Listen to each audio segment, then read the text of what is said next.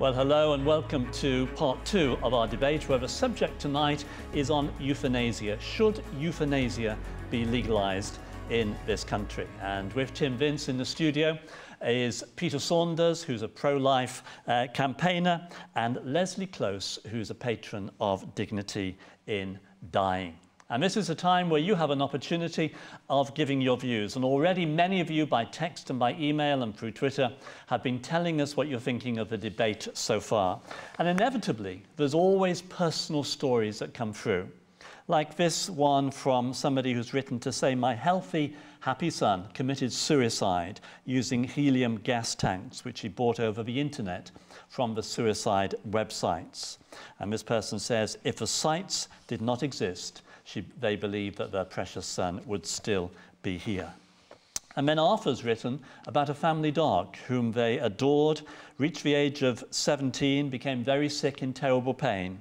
And he says, because we loved him so much, we knew that we had to put him to sleep. It broke our hearts, but out of compassion and love, we had no choice.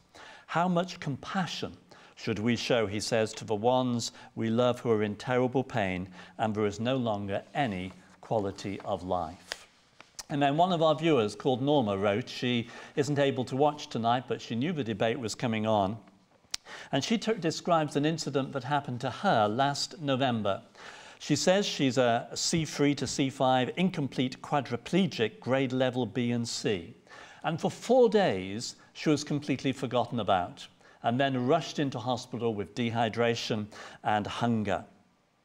And she says when she came back out of hospital, care was allocated to her, but she was told that she had the care because it was taken off other people. And whilst she doesn't agree with euthanasia, she says, if euthanasia at that time had been on the clipboard, I would have signed to be killed rather than taking away help from someone else. She says it would have been better for me to die, as I know God, than someone else who might not. Well, so the stories come in and the questions and the comments. Let me just read a few.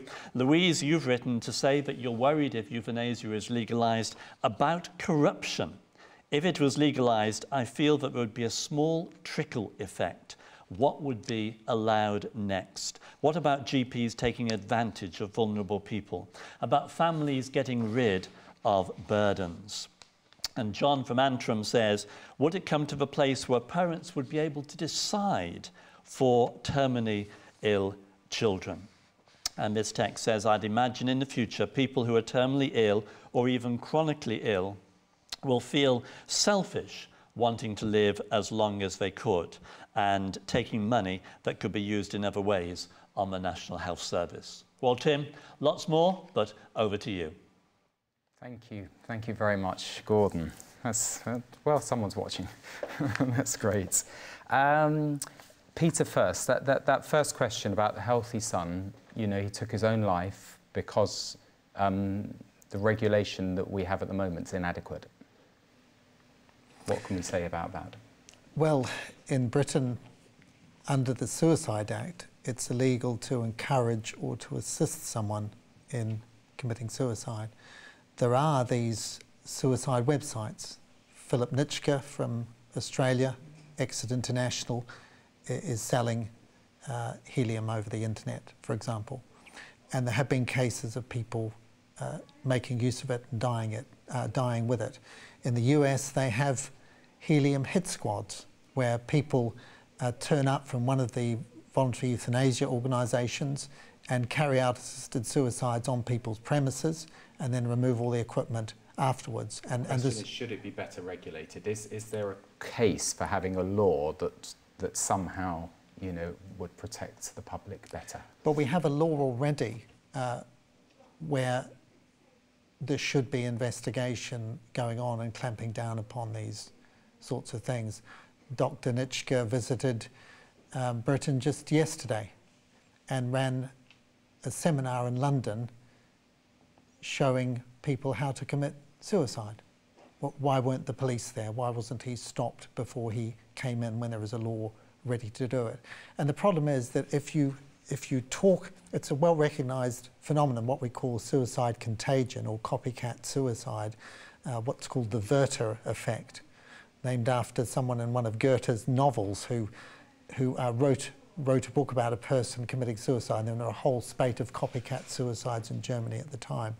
And if you talk about suicide in a certain way on the media, particularly if you present suicide as a solution to life's problems, we know that that then leads to an increased number of suicides. So yes, there should be really strong regulation about this sort of thing.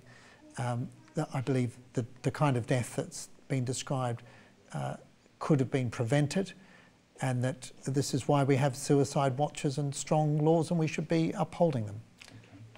May I ask about Norma? It's a personal case. If you followed that email, I mean, the bottom line was that she feels, you know, obviously she's suffering, but she feels that if euthanasia were an option, she would take it because she wouldn't want to be taking care from others. Well, she is a quadriplegic. She's not terminally ill, so under Lord Falconer's bill, she wouldn't stand any chance at all of being granted that wish. Going back to the suicide thing for a moment, sure. There is nothing... It's very hard to imagine a world in which you could outlaw suicide. Suicide has not been illegal since 1961, as Peter pointed out, with the Suicide Act. And before that, if you survived a suicide attempt, you were prosecuted for it, which does seem kind of lacking in a certain amount of compassion and understanding. Like Peter, I'm very concerned about young people who try to commit suicide, and I'm very concerned if they get any ideas at all about doing this from any of the work that I do, and I don't believe they do, because I do talk quite carefully about terminally ill people at the end of their lives. But I just can't imagine a world in which you could outlaw all the means of suicide that people could possibly find at their disposal. I know that Ludwig Minelli, who runs Dignitas, works very hard with people who approach him, who don't have any of the qualifying conditions to have an assisted death, but they still want to die. And he will talk them out of their suicidal ideation and try to make their lives worth living. That's one of the things that's in Lord Falconer's bill. You look at the whole of a person's life and you try to find a way to make their life worth living. If they still have the desire to die at the end of all your investigations, that's the only time that it comes into play. Just exposing my ignorance now, in the Falconer bill, is there a reference to children, and no, is there a possibility? Not. No, okay. not so I won't ask that question. Not at all. I think that was Terry's question. What would happen on the children issue, if the Falconer bill went through and it gives an age of 18, then what will happen next is that someone will come along with a case of someone who is 16, 17, 15, and they'll argue that they are Gillick competent and able to make a competent decision, and they'll bring a court case, and the boundaries will be pushed under equality legislation. So the minute that, if Falconer's bill were to get through, the minute it's on the statute books, what we will see is test cases. We'll have the person who's not terminally ill, but desperately suffering and chronically ill. We'll have the person who's not mentally competent now, but they would have wanted it when they were.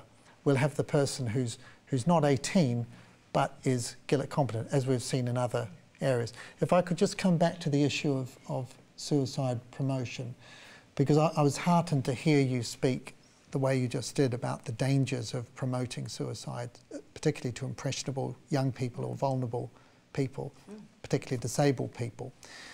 Because what disturbs me very much, and I'm not pointing the finger at you personally here, Leslie, but what disturbs me greatly about the Dignity in Dying campaign is the use of very high-profile celebrities arguing for a change in the law and presenting assisted suicide as a solution to problems. And many of these celebrities don't seem to be people who do fit in Falconer's categories. Take Terry Pratchett, for example, who has early dementia. Debbie Purdy, who's got multiple sclerosis and a life expectancy of several decades.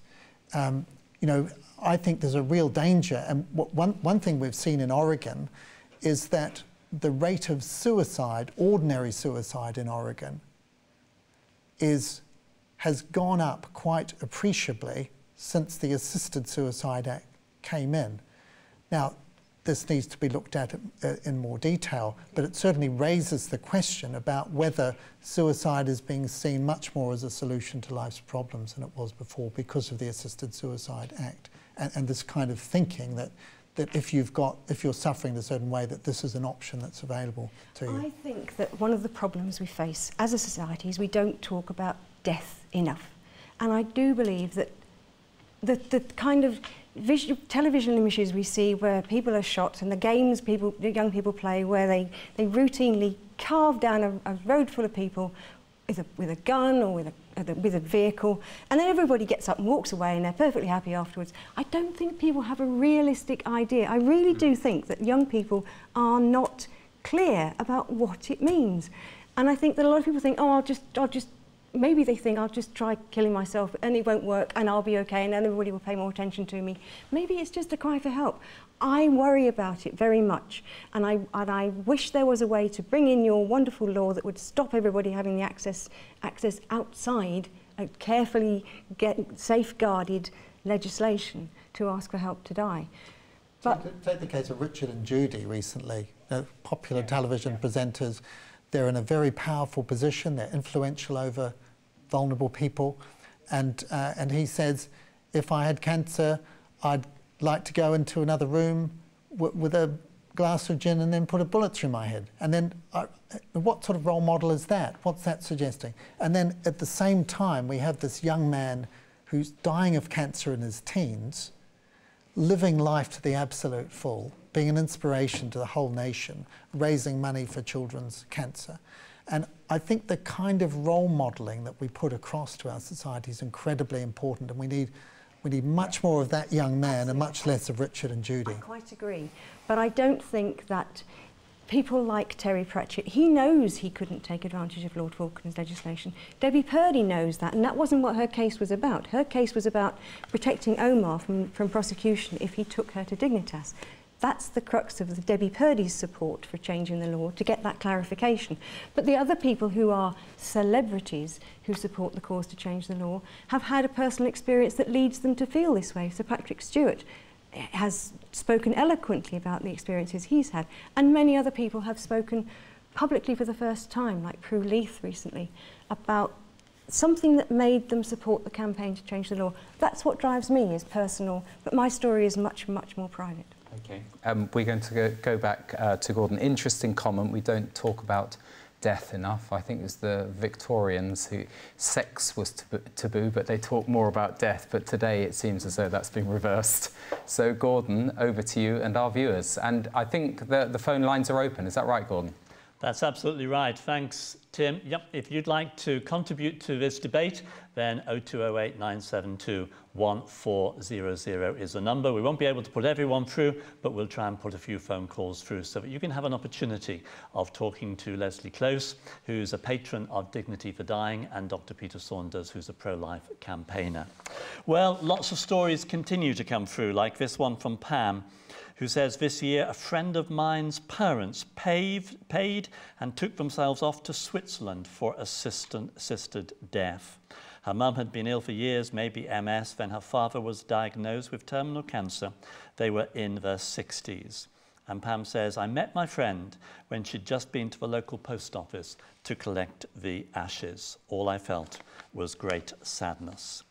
And then someone who signs himself as a concerned person, they say, Leslie is a lovely lady and no doubt loved her dear brother. Please do not open this can of worms, Leslie. Too many people out there who will not think it out, like your brother, John. And then a text which says, in 30 years, how many people would be being euthanized this way for financial reasons alone? And a long email that has come in from you, Liz, and you agree that we shouldn't be using the arguments of Oregon and Netherlands and other countries like that. But you believe that the nearest comparable model in the UK is abortion under the Abortion Act of '67. And you say it's clear that from Hansard that Parliament intended abortion for a handful of cases, a limited number of hard cases, and that the huge number of abortions that take place today for much less serious reasons were not foreseen. And you say David Steele himself has indicated such is the case. And what worries you with euthanasia is that it'll follow exactly the same pattern as that of abortion. And you end by saying, now we see moves which bring the cost of health for an increasingly elderly population being seriously debated. I do see a time when failure to opt for euthanasia would result in pro-euthanasia proponents calling for treatment to be refused. And Tim, I guess it's inevitable that likenings should be made to what happened in the last war. Here's somebody who says Hitler had doctors to decide which mentally ill people should live or die. We don't want to go down that road. And Dr. Richard Kent has written and said the Hippocratic Oath was changed in the 1960s to utmost respect for human life from the beginning. And it was drafted in response to the Nazi euthanasia program, which legalized euthanasia from 1st of September 1939 for all physically and mentally disabled children in Germany and Austria. And he ends by saying, I can't imagine any doctor, Christian or otherwise, actually killing a patient. Well, there's lots more where that's coming from, but that's sufficient for now. Over to you, Tim. Okay, thank you again, Gordon. Thank you, everyone who is emailing and texting. Really appreciate that. Leslie, a number of them would be addressed to you, but this one that talks about how abortion started, you know, and the debate was very much a narrow debate with the sort of tight restrictions, and how that's expanded. And I remember you said earlier, well, that's outside the Faulkner Bill, and that's outside the Faulkner Bill. Isn't there a danger that we're starting on a track that starts with the Faulkner Bill and then creeps further? I think this is another example where we can look to Oregon to see how things have worked there. The law has been in place since 1997, and there has been no mission creep at all. There's been no expansion of the remit of the legislation in Oregon. There's been no call for an expansion of the remit. During that same period, there has been expansion in the Benelux countries because their law was different to start with. And that's what I'm comforted by. The law you make is the law you get. And the law I want to see is very clear, and it wouldn't suffer from the mission creep that Peter so fears. And I wouldn't want that mission creep. I want the law that's quite straightforward and quite simple. And I take the point about abortion, and things have changed from what David Steele imagined. But I also look at the abortion and know that it can't happen without consent. And that's at the core of this legislation too, that you cannot have an assisted death without consent. Somebody talked about doctors deciding who will live and die.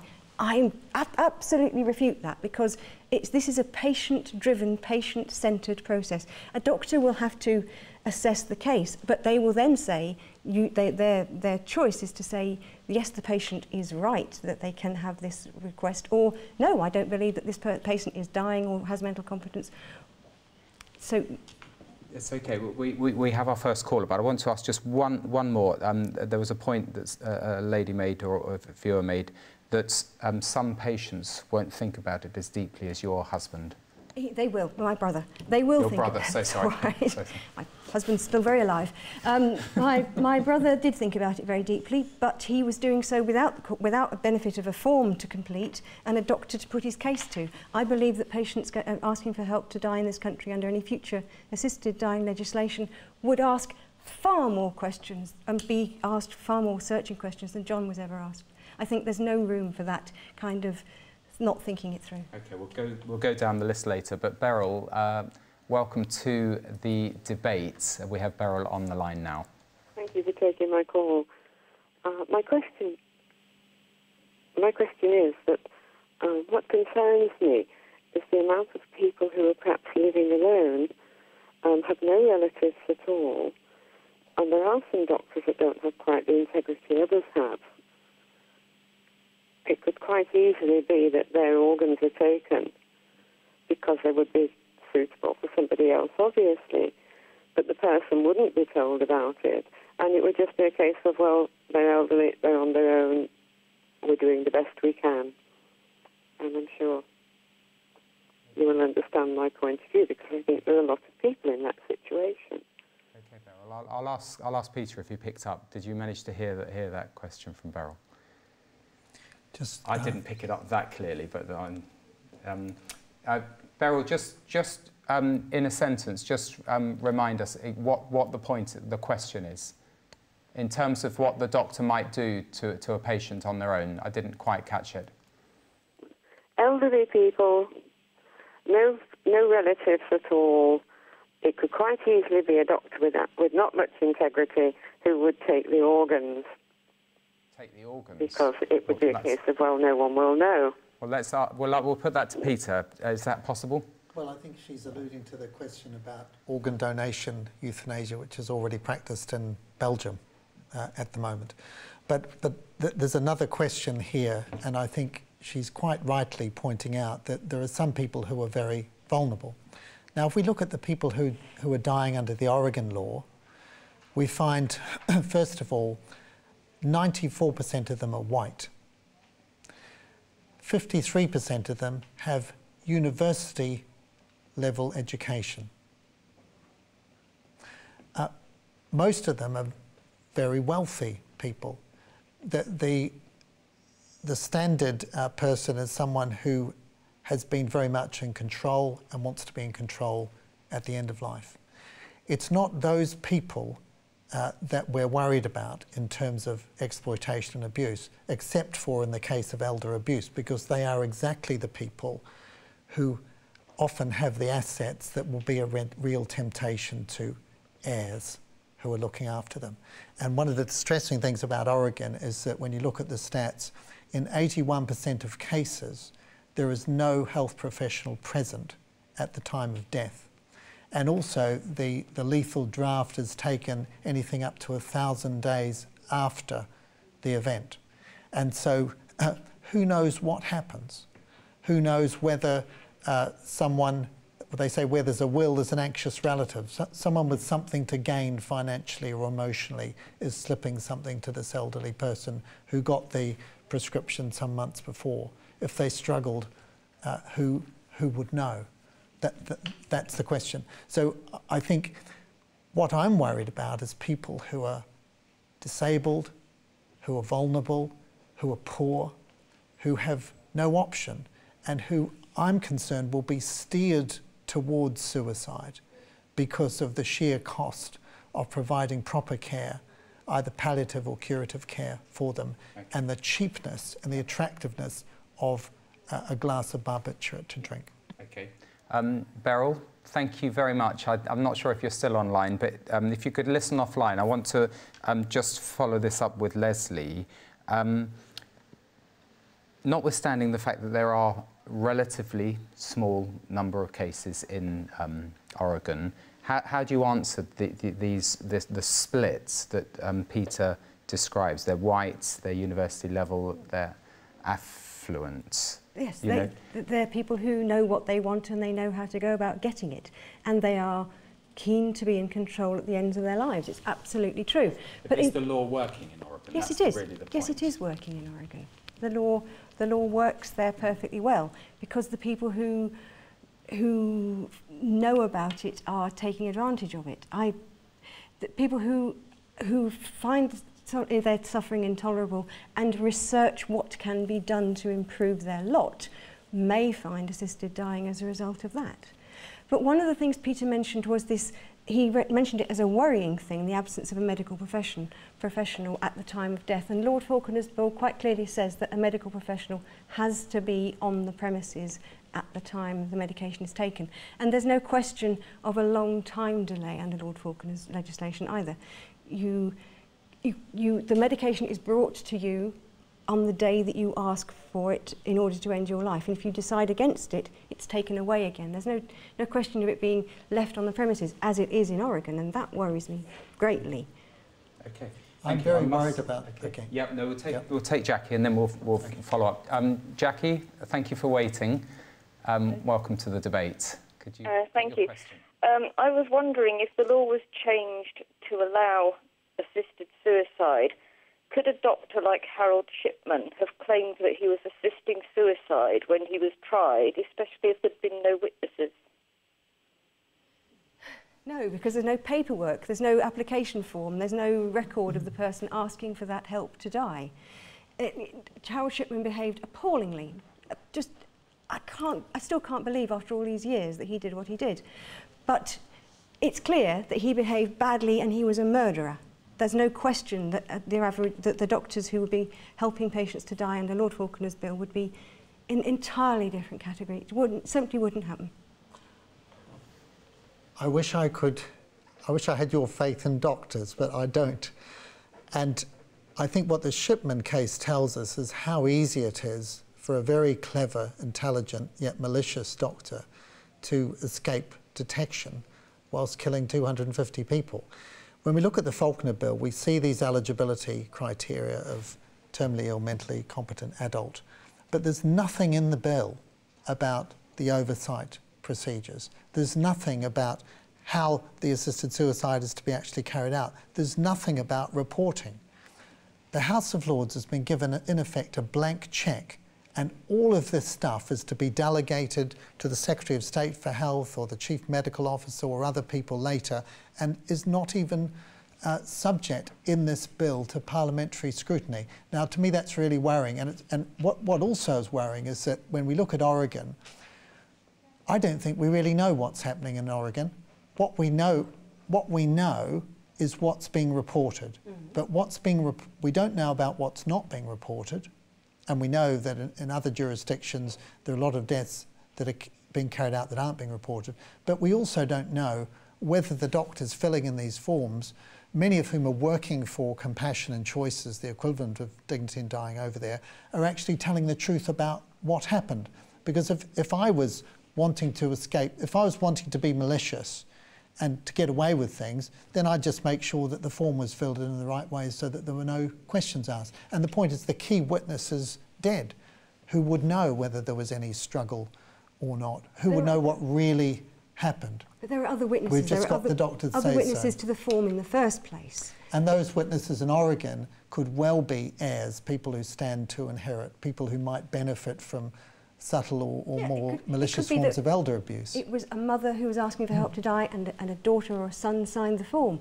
But that they're acting out of love and compassion in helping their elderly parent who is suffering intolerably in a terminal illness. And that's exactly what I would plead, that it was out of love and compassion if I was doing it for malicious reasons. I think that we can't be naive about this, that there are people out there, and there are doctors out there too, who cannot be trusted with this kind of power. I'm astonished at your low opinion of doctors, Peter. It's incredible. No, I have a very low opinion of some doctors.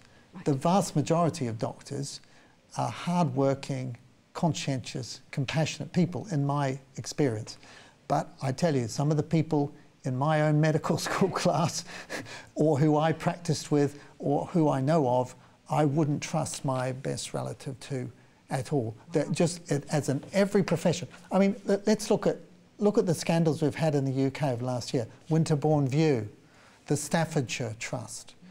Look at even the abuses of a perfectly good clinical tool like the Liverpool Care Pathway.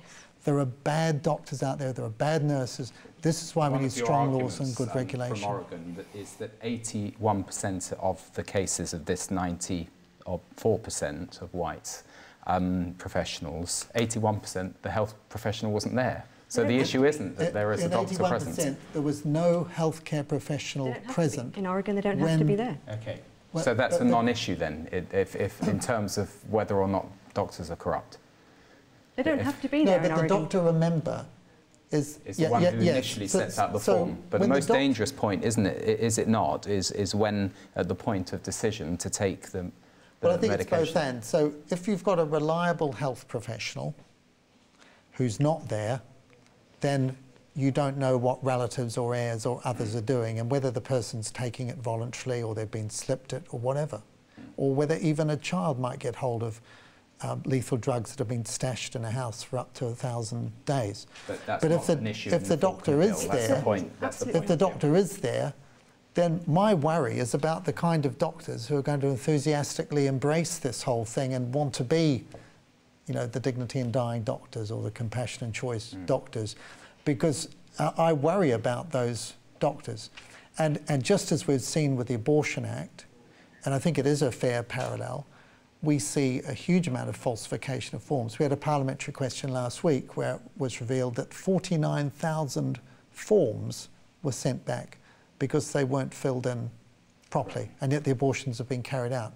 So, you know, just because you've got a form, it doesn't necessarily mean that what's on that form is correct. Okay. Helen, thank you for waiting, Helen. Welcome to the debate. Please put your question. Thank you very much. My mother was admitted to hospital at the end of November last year.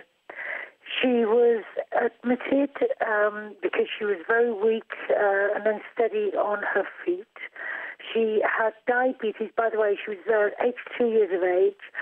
She had diabetes and she had high blood pressure. She was admitted at 8 o'clock, and by 10 o'clock we were told that she would die within 3 hours. 8 days later, my mother died after daily pleas with the consultants to at least give her the basic rights of having water. The consultant said that that might go into her lungs and choke her. The reason she lived 8 days is because we gave her water.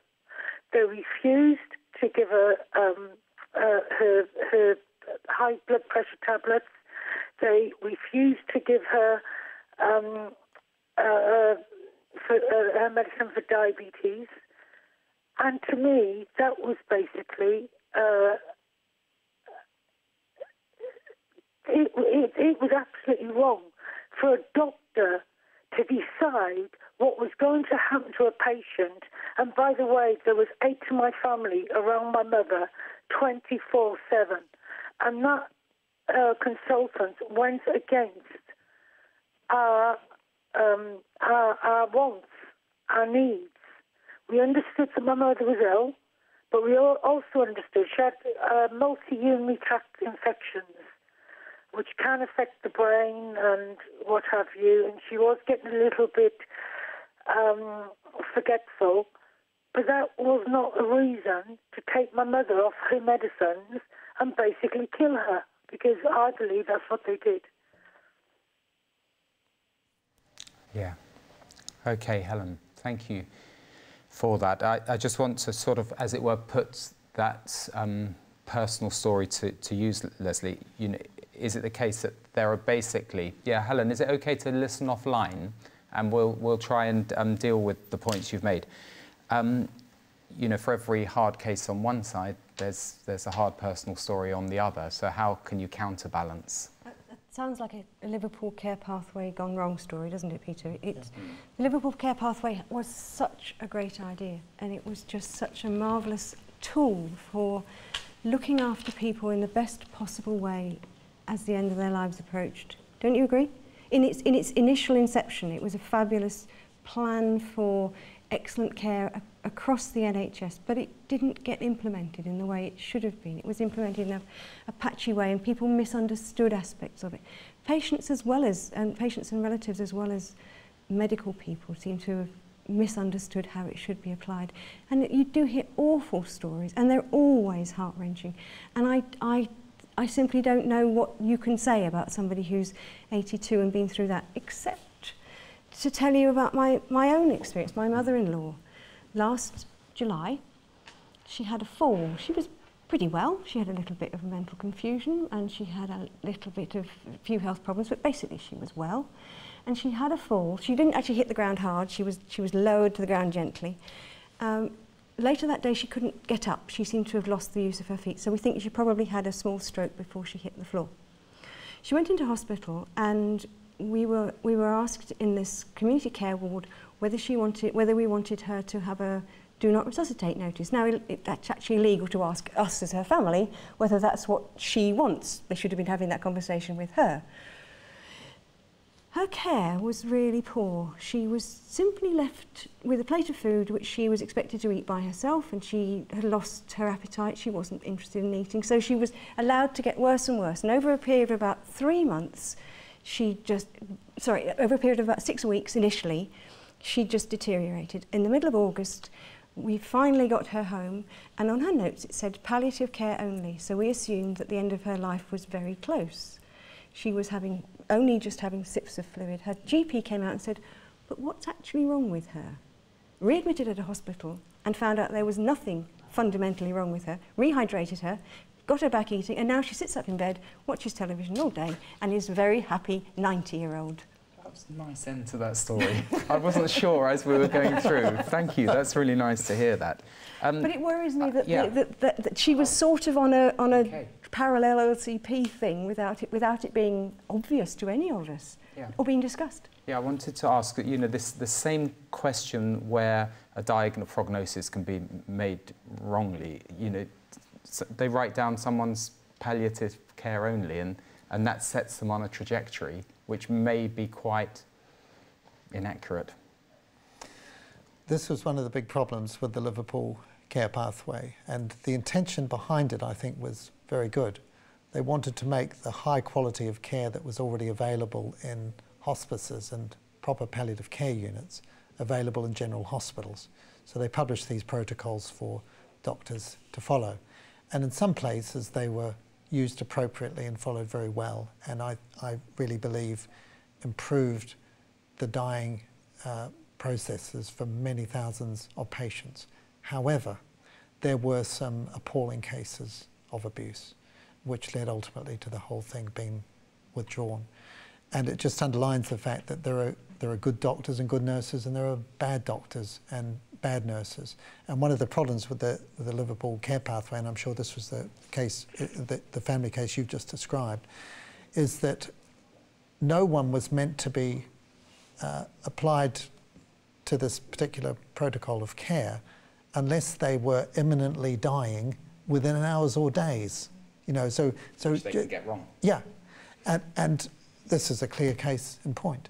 And there were many people who were not imminently dying, and someone made a wrong diagnosis and put them on it, and it just goes to show. But if we can bring this back to the euthanasia thing. Yeah, just have a quick snap on that, and then I'll go back to Gordon. Well, if people can misuse a really good tool like that, and it can go undetected, imagine what they can do with lethal drugs. The difference is the Liverpool care pathway wasn't necessarily discussed with the patients. We often heard stories about people being put on it without their families being made aware, and that your caller basically made that point, didn't she? Yeah. And in my mother-in-law's example, it wasn't discussed. The whole thing about assisted dying is it's discussed till you're blue in the face. It's meant to be discussed, but what's on the forms and what happens and what is said to happen may be different. Okay, we'll talk about that more. I'll hand it back to you, Gordon. Hopefully there are some more messages coming in. Well, thanks, Tim. And people are writing in about the very thing that Helen's just been raising as a question, like this email from somebody who didn't want their name mentioned. And they're saying, is there a way to stop the already existing euthanasia in this country? I've seen medication removed from my elderly mother because my brothers and sisters said that she did not want to live. This was untrue, but she died the very same day as she was also refused any help to live when the removal of her medication led to breathing difficulties. This has made me very afraid to be in a vulnerable health situation and under a law that allows euthanasia. And this person says, my mum is in heaven now and not in any more danger. But if euthanasia is legalized, others will be in a position of death before their time. And Cynthia says a similar point when she says, I don't agree with euthanasia, but how can we disagree when hospitals with terminally ill people in can put them on a list not to be resuscitated? And then the abortion link has hit a chord with many people, like this one which says, I nursed 2 people who were forced to have abortion by their husbands. And this one which says, euthanasia, single mothers don't always have a choice about abortion. They are often pressurized by family. And that's another one on a similar thing, stating that abortions were going to be few, and now anyone can get an abortion. This bill will be the same, says Joe. And then Diana has a concern about Brussels. I knew it would come in somewhere. She starts off by saying, thank you so much for an extremely well-presented, balanced and informative debate. As a Christian, my view falls on the no side, but Leslie's well-presented case was indeed very persuasive, compassionate, and I can indeed see how those who are not Christians may feel resentful that our views should prevent them having the choice. And then she goes on and says, however, although it seems unlikely that a law will be passed this year, one thing that would concern me is if in time it is, and that is regarding the EU. We all know how Brussels seems at times to have a say on our laws, and if such a law were ever passed, this would have added concern to me. And then finally, Tim, at this point, one other email from someone who says, I have MS, and I was deeply affected when there was a story on TV about a woman who was fighting for the right for assisted death. I was going through a terrible, terrible time with my illness, my mental health, and really struggling with difficult changes in my role within my family. And all I can say is that even hearing this matter discussed on TV threw me deeper into this dark pit which I was in. It was very, very scary, and I felt very unsafe. I have the blessing of a wonderful relationship with the Lord, and I know my worth in his love, but even so, in this temporary state, I was in this idea of euthanasia, made me feel unwanted, like a piece of rubbish. Tim, over to you. Wow. Thanks, Gordon. And thank you very much, everyone who is emailing in. I don't know where to start on this. Is it basically superfluous to be discussing UK laws when we've got, then they can be superseded by laws made elsewhere? I don't know. Well, yes and no. The thing about European law is that Brussels allows every country to make its own laws in different areas. So this is why even when we look at euthanasia, we have Benelux countries who've legalised it and others that haven't. And generally the EU will not interfere and overrule what a national government decides in this area. However, the but is that when cases come up through the courts and they start at the High Court, Appeal Court, Supreme Court, and eventually they can also be appealed to the European Court, and then decisions could be made which create precedents which apply in other countries. So yes, we are part of Europe, although there are some protections, but I think it's right to be wary about it. And my concern with Lord Falconer's proposed bill and any other bill like this is that once it's on the statute books, there will be challenges under human rights grounds. And I think if I was wanting to widen it, then I'd say, well, look, the bill's discriminatory and only applying to this group of people. It's not fair, so I'll bring a case that's outside. So I think Europe is a concern, although there are protections. Can I pick up on the lady who had MS, and you know how, when you're at a certain low point, you're very vulnerable to making the wrong decision? Yes, but part of the process of applying for an assisted death is that your whole being, it's one of the very few holistic bits of NHS treatment if it were to come in, because it looks at your whole life, your whole illness, your whole mental state. So I think that lady, if assisted dying had existed at the time and she had gone to her doctor and said, I'm feeling very low because there's all this talk about assisted dying and I've got multiple sclerosis like Debbie Purdy and I feel that I should not be here any longer. I think even Peter's most sceptical view of doctors, I don't think any doctor would say, okay, dear, here you are, off you go.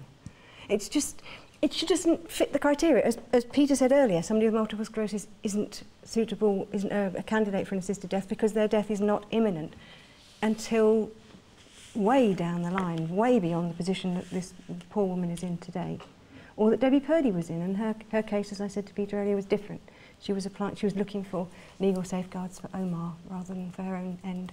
Okay. And if we just look at Dignitas cases, we see a huge range. We see people who were terminally ill, but we see people who are disabled, people with chronic illnesses, people who've got decades of life expectancy. People and that reflects Swiss law. Swiss law says you can be helped to die for whatever reason. If there's you don't even have to be ill to help to get away with helping somebody to die in Switzerland. But you don't advocate that. You're advocating the strict restrictions of the Faulkner Bill. I don't like the way Dignitas is able to do what it does, frankly. Okay, interesting. What's the difference? I'll ask both of you this, between, do not resuscitate, as it is currently, allowed, and, euthanasia in the future. This is a really important question because there's a lot of confusion about it. I would say that intentionally ending a patient's life is always wrong. Withdrawing and withholding treatment is sometimes wrong and sometimes right. It depends upon the situation. Now, when a patient is, if we talk a fit young man like you, Tim, and you came in with pneumonia, and as a doctor, I neglected to treat you with antibiotics and you died, that would be profoundly negligent.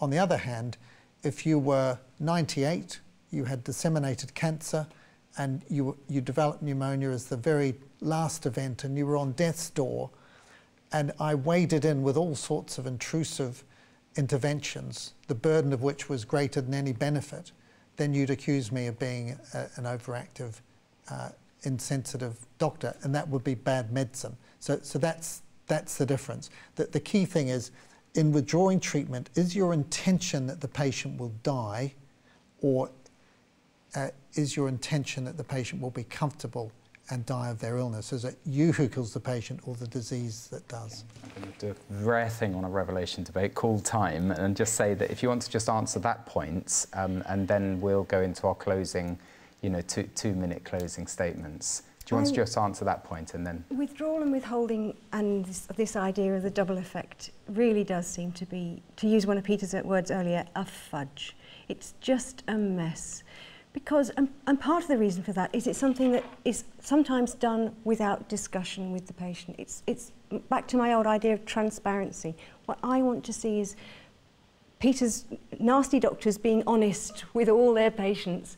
I want us to discuss death more openly. I want us to write advanced decisions so that people know what we want. I just want this whole area to be clearer, and I believe that withdrawing and withholding treatment is one area that could be cleaner. Okay, closing statement, Peter, 2 minutes-ish, and then Leslie can give her closing statement. I think hard cases make bad law. I think you don't have to kill the patient to kill the pain, so good palliative care. I think the right to die can so easily become the duty to die. That's why strong laws are necessary. The current law strikes the right balance between safety and compassion. And if it ain't broke, don't fix it. The dangers of changing the law are too great. We live in a democracy. We accept that there are restrictions on freedoms in order to safeguard vulnerable people. And I wouldn't change the law. Okay. Leslie, you gave Leslie more time, so if you want, you've got more than 2 minutes for your closing statement, Leslie. I would just come back to what we said at the beginning. This is the idea under discussion tonight is, should euthanasia be legalised? And I would say no, because that's doctors acting to end patients' lives, not necessarily having discussed the matter with them. An assisted dying bill law in this country would give patients back control and comfort at the end of their life. Only 1 in 100 people who start the discussion in Oregon about an assisted death actually go through with it. And to me that says that 99 people out of 100 have got some comfort from the idea that it's there. They know it's there if they need it, but they don't necessarily go through with it. The huge number of people who join Dignitas and don't actually go through with the assisted death that's available to them, even though they may have a green light. About 80% of people who get a green light don't go any further because they've got that insurance of knowing that it's there if they need it. Those are the people who are just as important to me as the people like my brother, like Colin Marriage, like the other people whose stories I heard and wrote about, because it is, as Peter said earlier, this is about people. This is about real people really suffering in a way that sometimes medicine simply can't help. And I believe we should have that choice at the end of life. Okay, thank you.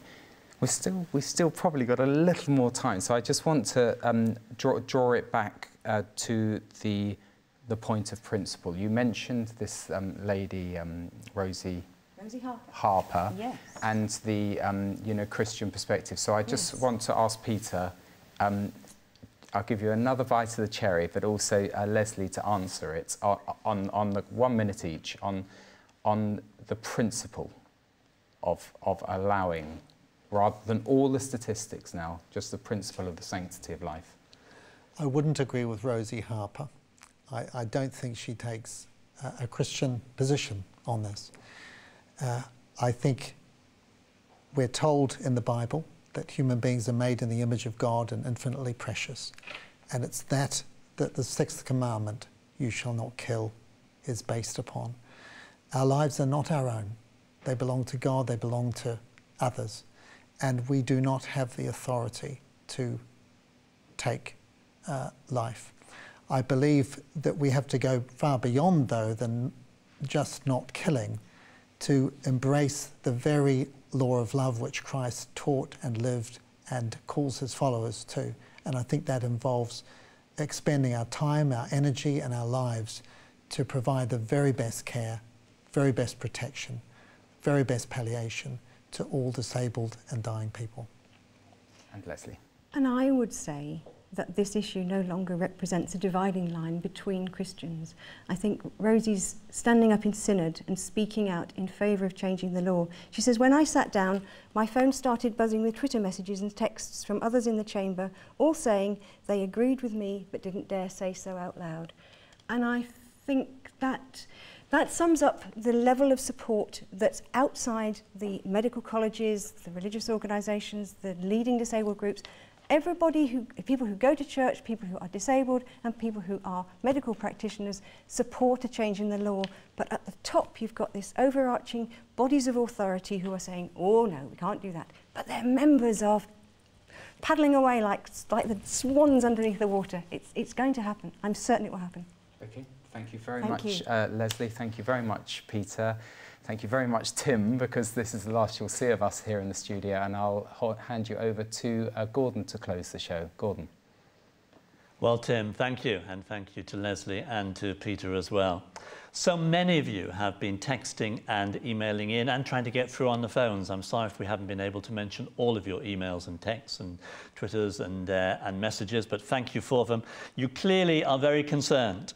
Jane writes and says, I'm concerned that no one has pointed out the expression assisted suicide is a twisted way of saying murder. Any person who's asking another to murder them, well, there's a big problem there, isn't there, says Jane. And Liz takes a very cynical view. She believes that the pharmaceutical industry is behind everything.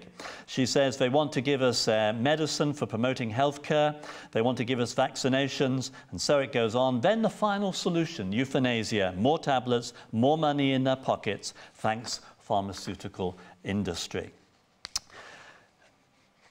Isabella says life is a basic human right. It is wrong to want to take life, whether your own or that of someone else. And Joan wants to remind us that the sixth commandment says, thou shalt not kill. And Mercy wants to say, Peter, she wants to be praying for you and encouraging you to keep up the pressure for all that you're doing to protect us from a law, such a law being passed in Parliament. Perhaps I should leave the last response to one that has come in from June, a long email from you, June, but I have sat and read it. But you end up by saying, we will never solve the dilemma of death and dying until Jesus comes back. We need extra special circumstances and understanding for all those who find themselves in these seemingly intolerable circumstances. Well, we want to pray for you and we want to thank you for being part of our debate tonight. I hope we haven't upset you or concerned you by the things we've been saying, but thank you for being with us for our debate. God bless you. Bye-bye.